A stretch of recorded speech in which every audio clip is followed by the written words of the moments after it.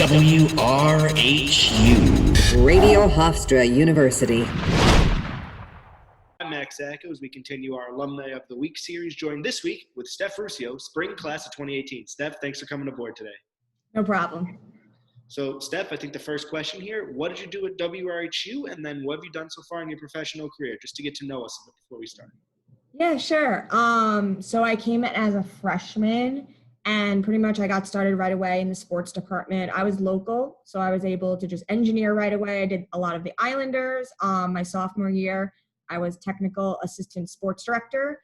And then my junior year, I was personnel director, so I was on the e-board. I did a lot of engineering and producing for Islanders, Hofstra Sports.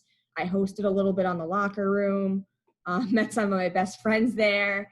And yeah, it was a lot of fun there. I had a great time and met some great people, and I learned a lot from it. And right now I am working for a company called SportsMEDIA Tech. The best way to put it is, if you watch the NFL, we do the first down lines. That's what kind of everyone knows, but we also do a bunch of other stuff. We do Tour de France, French Open, horse racing. We do March Madness, which is one of our biggest clients. Yeah, it's a lot of fun. So now I think a bit of a tougher question for you. I know it's always fun to see how people react when I ask this one. You got to pull back in your mind a bit here. Why did you decide on Hofstra in the first place? And what also brought you to WRHU as well? Well, to be honest, my mom works there. She works at Hofstra. That's mainly why I chose it. I'm like a half hour from there, and both my older sisters went there as well. And then I saw the radio station, and I knew once I got there, it's kind of what I wanted to do. I loved sports. So that's mainly the reason why I went there. And now, what's some of the best things WRHU has prepped you to do in your professional career? I know you definitely have a big one with your technology things. It's really cool to always hear about from the station. John talks about it a lot, so brings it up. I know your name was mentioned in our training class when I got there. So what did WRHU really prepare you for when you took that step to your professional career? I think what they trained me for was just leadership qualities and kind of being in that professional world.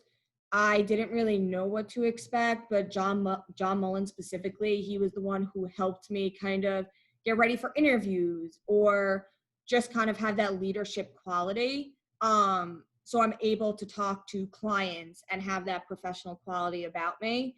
And just like meeting new people and networking and stuff like that. That's what Hofstra also taught me as well. And now the big final question here. It's kind of a tough one. It's always interesting to see what people say. There's usually a little theme here with what people say. So I'm interested to see what you say here as well. But I know people always think on this one a lot. What is the best piece of advice or pieces of advice you have for either incoming kids to the training class or new people who are still trying to find their footing, maybe a year or a semester into it? Best advice or pieces of advice you have for them?